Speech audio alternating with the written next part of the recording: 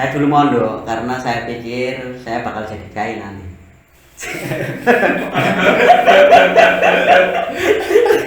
Iya ternyata jadinya kayak gini. Bukannya kiai. Yang gini. Oh.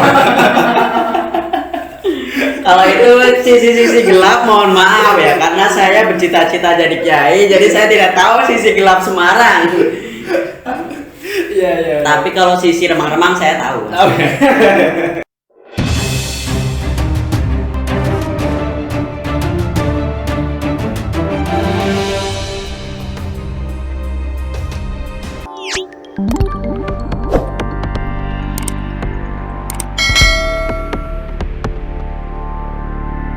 Assalamualaikum warahmatullahi wabarakatuh.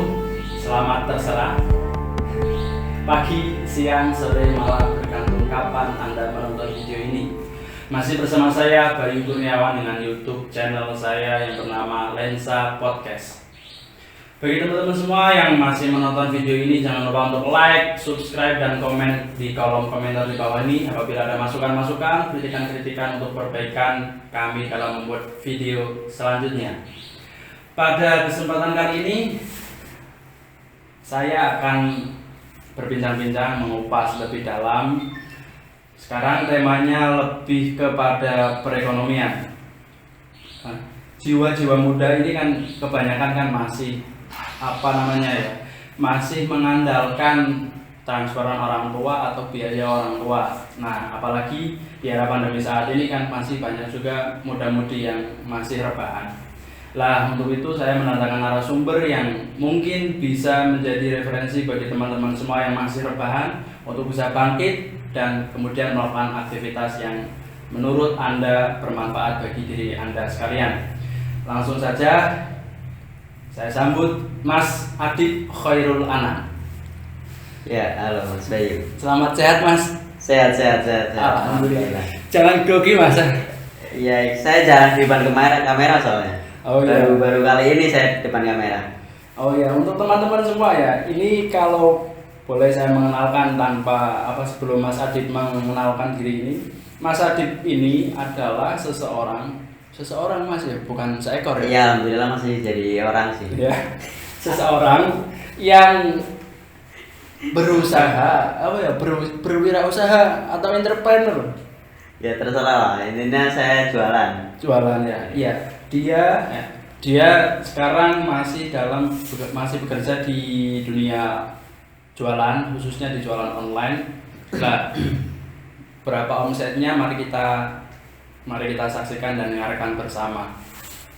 Kalau boleh tahu sebelum melangkah lebih jauh, ini saya mau tanya, ya. Mas Adib umurnya berapa sekarang, Mas? Sekarang umur ya. Saya masih muda lah, masih sekitar 20-an. 20-an? Iya, masih 20-an. Lebih?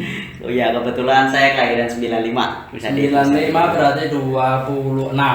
Iya, 26 lah. Iya. Itu kalau 26 biasanya kalau di daerah saya 26 itu sudah pada menikah. Kalau ya. Sama sendiri? Daerah saya juga. Sudah kan? Sudah menikah. Saya pun sama, Mas. Ini kan saya kan juga 25 lah, beda 1 tahun dengan sampean. Berarti sudah menikah? Lah, belum. Nah, ini yang menjadi keresahan kita selaku muda-mudi. Banyak dia pertanyaan-pertanyaan warga sekitar dan orang tua juga. Kamu belum nikah ini gimana? Iya, soalnya kalau urusan nikah ini biasanya itu memang selain takdir itu ada yang namanya kemampuan untuk benar-benar niat enggak, kemauan. Ya. Kalau ada kemampuan kan biasanya kan ya mungkin kemampuan lahir dan batin lah. Nah, ya itu. Tapi kalau sekarang memang nikah itu ya ada planning. tetap ada. Cuman untuk kapannya itu ya semoga saja. Iya. Yang penting kan udah ada calonnya dulu. Oh, sudah. Itu syarat yang paling utama. Nah, ini sebelum itu, Mas ya, masalah pendidikan. Kenapa? Yang saya tahu kan sampean ini kan dulunya ini anak-anak pondok lah ya. Dulu mondok ya Mas. Ya sempat. Sempat mondok waktu umur berapa itu? Waktu berarti setelah lulus SMP saya mondok di Kendal di suatu pedalaman. Enggak pedalaman sih, artinya masuk ke desa lah. Bukan yang pondok modern yang terkenal itu bukan ya, tapi beda lagi, ini berarti lebih ke Salafi. daerah laut. Iya, Salafi itu. Cuman di itu juga masih ada sekolahnya. Oh, sekolah. Iya. Saya dulu mondok karena saya pikir saya bakal jadi kiai nanti.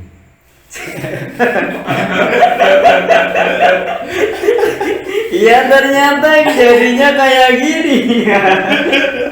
Bukannya kiai. Iya.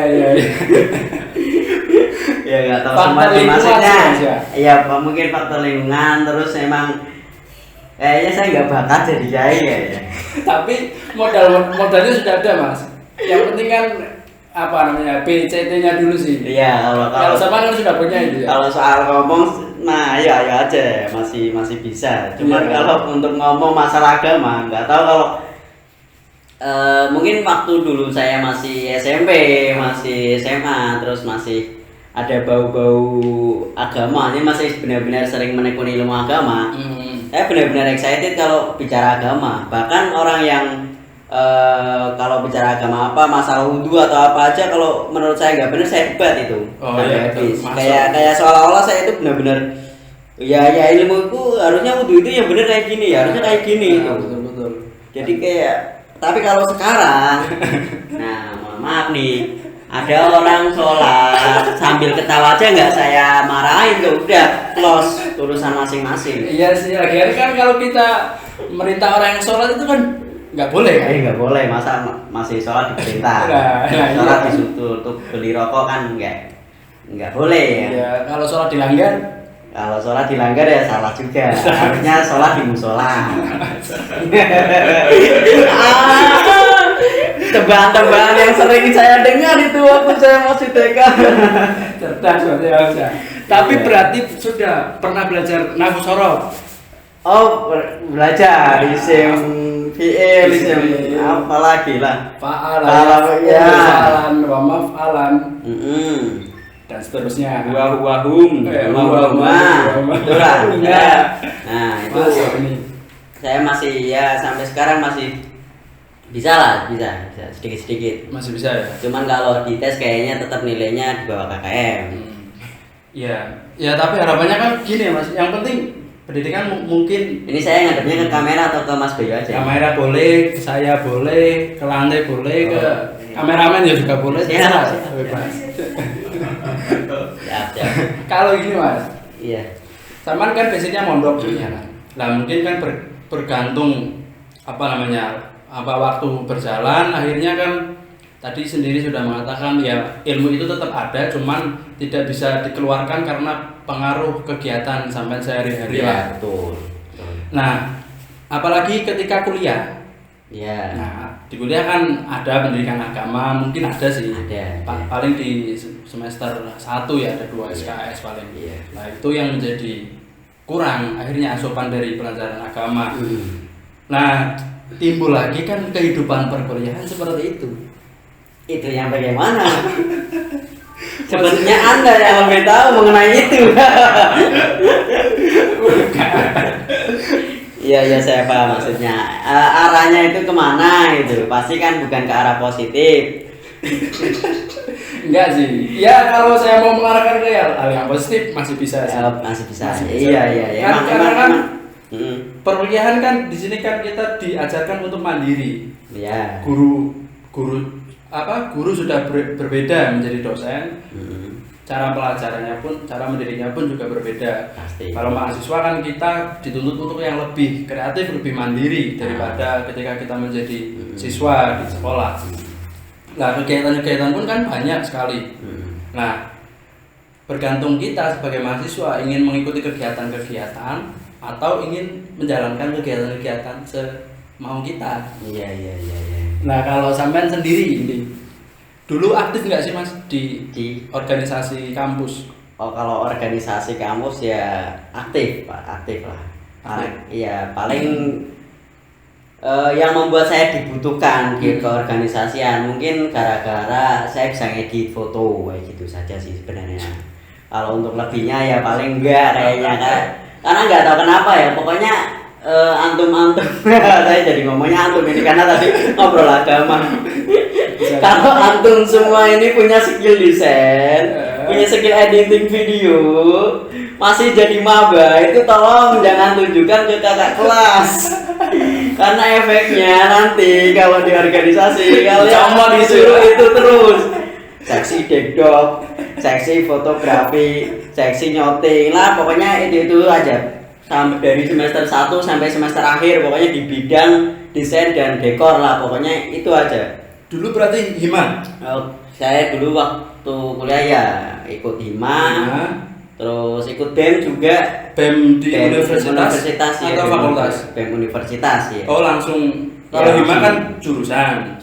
Kalau fakultas kan BEM fakultas kan fakultas. Kalau BEM universitas di universitas. BEM. Berarti sampean yang BEM punya? Iya, kan kalian tahu. Maksudnya kan saya ingin memperjelaskan para teman-teman. Oke. Ya Allah, ini kok kelihatan ya, kelihatan banget ya kelihatan desain gitu. Gak apa-apa ya, maksudnya perjelas aja lah. Saya sama Mas Bayu dulu satu kampus kan. Saya kuliah di UGRIS, Mas Bayu juga kuliah di UGRIS kan. Mas Bayu ya kurang lebih tahu lah. Saya dulu juga ikut keorganisasian seperti mulai di jurusan, kemudian ikut BMU juga, kemudian ikut organisasi eksternal, organisasi kedaerahan IMP lah. Kita bentuk komunitas mahasiswa Pemalang di situ juga. Ya selama menjadi mahasiswa kayaknya seru kalau ikut itu. Jadi sangat. Boleh saya minum dulu Mas? Mau bahasa Jawa ini mana-mana jenengan. Kalau kamu jadi mahasiswa tapi kegiatannya hanya pulang pergi berangkat kampus saja. Kupu-kupu Mas ya. Nah, istilahnya kupu-kupu itu mana-mana. Karena setelah saya ikut organisasian kampus ini, nah kebetulan saya di situ juga menemukan peluang usaha. Nah, nggak tahu kenapa pokoknya jiwa entrepreneurnya sejalan. sudah baik ada itu loh, ada aja pokoknya. Jadi waktu itu kan karena gara-gara saking seringnya disuruh desain, disuruh apa, akhirnya kan sering buka YouTube tentang di dunia perdesainan. Kebetulan kan waktu itu lihat kok bisa ini wajah orang dijadikan kartun. Mungkin kalau sekarang kayaknya desain kartun udah nggak dihargai karena udah ada PixArt dan aplikasi editing HP yang sangat instan, itu sangat membagongkan ya. Padahal dulu saya kalau desain itu paling nggak 3 jam dan itu pakai CorelDRAW atau Photoshop dan membutuhkan benar-benar skill. Tapi kalau sekarang filter udah ada, langsung canggih jadi 3D ya. Satu aplikasi sudah bisa. Tapi jangan khawatir. Intinya desain manual tetap ada pasarnya. Tetap perlu lah ya. Perlu ya. CorelDRAW, Photoshop tetap harus dikuasai, jangan hanya PixArt ya. Betul. Gitu sih. Kalau ya dilalah dari itu dari organisasi akhirnya saya menemukan celah untuk bangun usaha di situ. Ya kan, akhirnya saya juga bangun bikin kado kan, karikatur, BPAP kayak gitulah, kemudian kartun kayak gitu yang dari wajah orang kemudian dikasihkan ketika orang wisuda. Nah, di situ ada pasarnya karena kebetulan saya masih mahasiswa dan ada wisuda itu tiap semester, bahkan 1 tahun bisa 3 kali. Itu saya panen, berarti 1 tahun bisa panen 3 kali, lumayan lah. Betul. Bisa buat tambahan beli cilok di kampus tuh. Apa ada dulu Mas pakai cilok? Ada. Ada ya? Ada. Nah. Daerah mana sih? Pinggir jalan.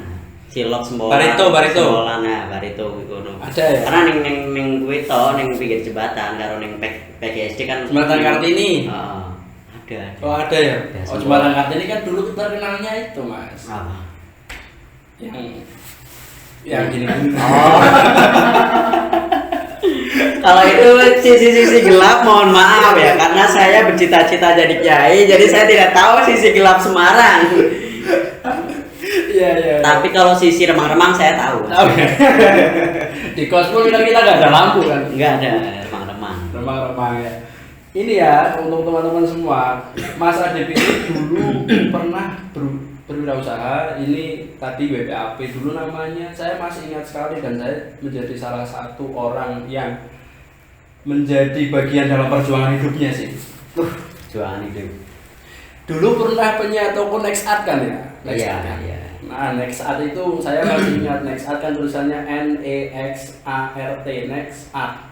Oh iya. Nah, filosofinya ternyata Ambil saya rokok nggak apa-apa Mas ya? Iya, iya, silakan. Filosofinya itu ternyata bukan next artnya itu, bukan artnya itu, ternyata filosofinya itu lebih kepada kalau dibaca secara Jawa itu nekat, nekat. Nah, dulu dia ini memang orang yang gigih lah, tangguh lah, karena teman-temannya yang tidak berusaha, teman-temannya yang hanya mengandalkan transferan orang tua, nongkrong ya nongkrong, jalan ya jalan, tapi dia kalau misalkan nongkrong pun sambil pegang HP, ngiklan sama apa ya, sama posting lah mas. Si customer. Iya dulu itu memang perjuangan sekali sih menurut saya. Pernah jualan baju mas ya? Iya. Di lapangan Diponegoro. Benar, ini Mas Bayu yang ikut bantu bangun pagi habis subuh, terus ya bawa karung, harus izin ke yang punya tempat buka lapak di situ. Seru lah pokoknya waktu itu. Itu lebih kepada nggak bangun tidur sih. Itu nggak tidur mas. Oh iya nggak tidur. Itu nggak tidur lah, kebayang ya, karena kita lapaknya kan menghadap matahari ke arah timur ya. Ketika matahari muncul, mata kita mas, waduh, pedes. Iya. Kayak omongannya pembeli. Pembeli kalau jualnya pedes-pedes sekali. Saya ingat dulu itu waktu kita buka lapak. Iya. Waktu awal itu benar-benar sepi, gak ada pembeli. Terus aku punya ide nih.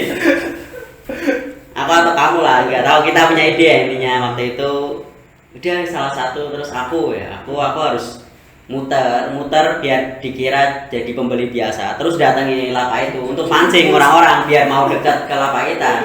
Jadi sengaja aku muter terus ketika sudah selesai aku pura-pura jadi pembeli. Nah situ pura-pura megang bajunya. Nah setelah itu mulai ada orang yang mau lihat barang kita. Paling nggak lihat lah ya. Iya. Kadang memang orang-orang itu harus dipancing sih. Betul. Kayak ini YouTube ini mungkin nanti nggak ada yang komen kalau nggak ada pancingan. Nanti siapapun yang kenal saya tolong komen ya, hujat saya. Hujat pokoknya. Nah, setelah jualan ya, setelah akhirnya kan lulus mas ya. Iya. Masih jualan di lapangan belum kalau sudah lulus itu mas? Waktu setelah lulus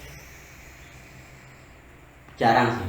Setelah saya lulus itu karena saya setelah lulus kuliah fokus kerja di kantoran. Saya juga sempat jadi ya nggak sempat ya, saya juga pernah jadi budak korporat. Sudah pernah yang sukanya memperkaya orang kaya. Dan itu nggak masalah karena dari situ juga saya dapat uang.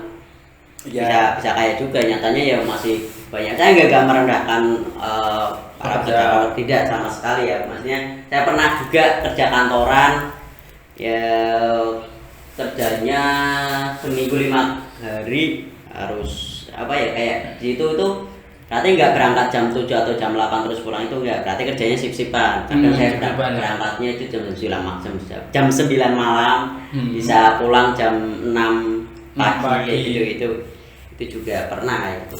Itu setelah lulus 1 tahun. Dan sampai bisa uangnya bisa untuk sekolah S2 ya mas ya? Ya dari situ lah sedikit saya kumpulkan ya, bisa untuk melanjutkan pendidikan tahap selanjutnya. Ya sebenarnya nggak awalnya itu belum kepikiran mau langsung lanjut ke jenjang selanjutnya untuk ngambil S2 ya. Cuman waktu itu saya mikir saya ini masih di perantauan waktu itu kan, kerjanya di Semarang. Saya masih di perantauan. Kalau saya hanya pulang pergi berangkat kerja, nggak tahu, saya itu orangnya cepat bosan sama hal-hal yang monoton gitu loh. Rewel dia orangnya. Iya, jadi kayaknya kurang aktivitas tambahan gitu. Kayak kurang tantangan. Akhirnya dari situ saya beranikan lah untuk ya cobalah ambil S2 kan. S2 yang di UNES. Kebetulan saya ambilnya yang di Jumat Sabtu berangkatnya. Kayak gitu. Jadi lumayan lah akhirnya itu juga masih sampai sekarang saya masih jadi mahasiswa. Sekarang dia inginnya udah cuman bukan ijazah lagi. Cuman ijazah penting Mas ya. Penting. Tetap saya nanti kalau dosen saya nonton. Nggak tahu sih. Tolong luruskan Pak dosen. Biar dia hidupnya tenang gitu Mas. Sumpah mungkin ini bisa dirasakan oleh semua mahasiswa ya. Mahasiswa yang masih skripsi ataupun mahasiswa yang tesis. Bangun tidur itu rasanya nggak plong ya nggak sih? Bangun tidur itu masih judul belum di ACC, bangun tidur masih kepikiran revisian. Ada kemajuan ini tesis atau skripsi saya sampai mana, dosen belum balas sih kayak gitu. Kayak bangun tidur itu belum benar-benar tenang ya, walaupun kalau di sekarang ini sudah lumayan, habis ini sudah jalan, tapi masih menjadi beban kalau belum selesai. Makanya ya saya mau selesaikan, tetap Pak mau. Saya nggak menghilangkan itu. Ya doakan saja teman-teman. Dulu Mas Adib itu kuliahnya di UGRIS teman-teman ya, Universitas PGRI Semarang di pusat kota Mas ya. Nah sekarang S2-nya di UNES, di tempat yang lebih tinggi lah. Itu perbukitan UNES Mas ya? Apa? UNES itu perbukitan atau? Iya di perbukitan itu. Perbukitan ikutnya ya. Karena di sana itu sebenarnya gimana sih? Ya yang nggak perbukitan, itu kayak di Semarang tapi di daerah yang atasnya.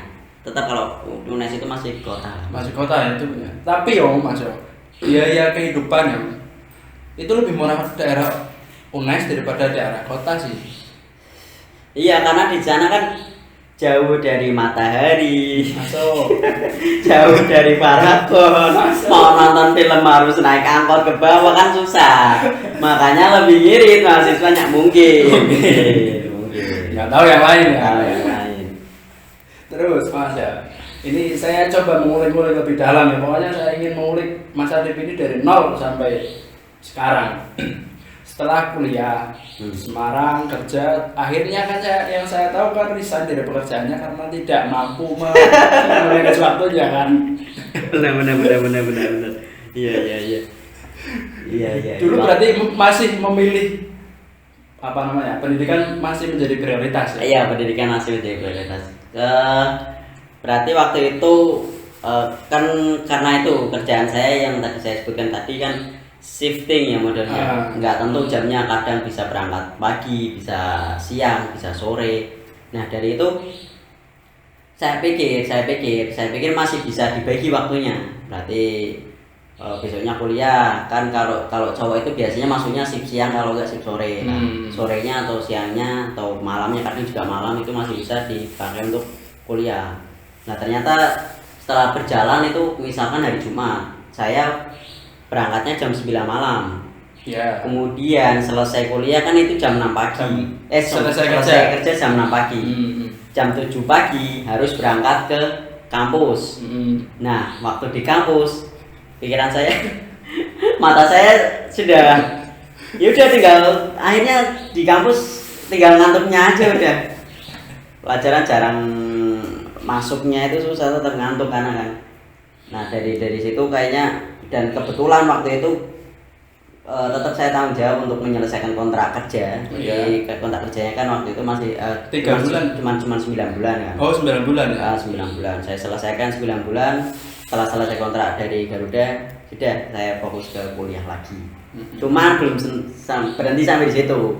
Yang namanya mahasiswa yang biasa, yang tadinya sudah sempat dapat penghasilan tiap bulan kan dari kerjaan itu, akhirnya kan tetap mau minta orang tua juga reko gitu kan. Betul, pasti itu. Lah otomatis waktu di sela-sela liburan kuliah, biasanya saya juga masih pingin benar-benar nyari pekerjaan gitu. Meskipun waktu itu Nexat juga masih jalan. Masih jalan itu. Cuman kan itu hanya cukup untuk makan, untuk biaya kos itu juga ada tambahan tersendiri lah. Makanya saya mencoba untuk mencari pekerjaan lagi. Akhirnya saya daftar lagi itu. Saya sempat daftar kerja lagi. Saya daftar di call center lagi. Dan itu call center Indosat. Jadi ya kerjanya di maki-maki orang lah biasa. Iya. Menerima komplain pelanggan. Ya. Akhirnya kerja di situ. Baru training kurang lebih waktu itu kan liburan, berarti training kurang lebih 2 minggu. Setelah training 2 minggu saya mulai kerja. Nah, dilala pas mulai kerja, waktu itu juga kuliah mulai aktif lagi. Akhirnya saya mencoba untuk negosiasi lah sama atasan saya, sama TM saya. Terus dia sampaikan ke atasannya, terus sampaikan lagi ke saya bahwa ya akhirnya dari kantor memutuskan untuk dia WA ke saya itu gini, terserah Mas Adi, ini bilang Mas Adi mau lanjutkan, mau memilih untuk pendidikannya atau memilih pekerjaan, harus pilih salah satu kayak gitu katanya. Ya setelah itu ya udah saya harus tetap lanjut kuliah S2 bayarnya nggak sedikit soalnya. Kalau itu sih menurut saya bukan nego sih ya, itu lebih kepada pemecatan secara terhormat. ya kayak gitulah. Akhirnya ya udah aku lanjut kuliah akhirnya. Tapi tetap lumayan lah dapat gaji kurang lebih 1 juta paling. Itu lumayan gaji training kan. Iya. Ya lumayan lah untuk napas. Nah setelah itu kan teman-temannya sudah pada pulang, sudah pada lulus lah. Seperti saya lah, saya tidak menutup mata sih. Iya. Semenjak saya pulang, ya kan, saya pulang kerja di daerah. Terus kan tidak lama kemudian sampai ikut pulang. Iya sempat pulang. Iya. Nah akhirnya kan di situ kelihatannya sampean memiliki peluang usaha yang lain. Iya. Ya kan, usaha online gitu ya. Dulu Mas Adip itu masih jualan online kemeja Mas ya, kemeja di Facebook ya. Nah itu awalnya Mas Adip ini menjadi sukses seperti sekarang. Dulu Mas Adip ini ikutnya bekerja atau bermain sih Mas ya? Posting lah ya. Posting ya. Bermain. Posting di Facebook. Lah nggak tahu kenapa kok ada yang beli, ada yang minat. Akhirnya dicoba sama temannya. Nah, dulu berdua kemudian jualan sampai boom itu Mas. Saya masih ingat bulan puasa, betul kan? Iya. Lah itu bulan puasa bisa meraup berapa itu? Berapanya ya lumayan lah. Jutaan. Banyak, lumayan. Ya bisa untuk makan 1 tahun. Tapi kan setelah 1 tahun nggak bisa makan nantinya kalau nggak kerja lagi, ya tetap harus kerja lagi. Manusia itu kalau masih hidup ya bekerja, kalau dia berhenti bekerja biasanya dia mati. Betul. Makanya belum pengen mati, saya masih mau bekerja dulu. Membuka mata pun sebuah pekerjaan dong Mas. Buka mata sebuah pekerjaan. Iya. Karena memang kalau mau buka mata itu butuh energi. Dan sampai kita setelah tidur nggak buka mata lagi. Bahaya.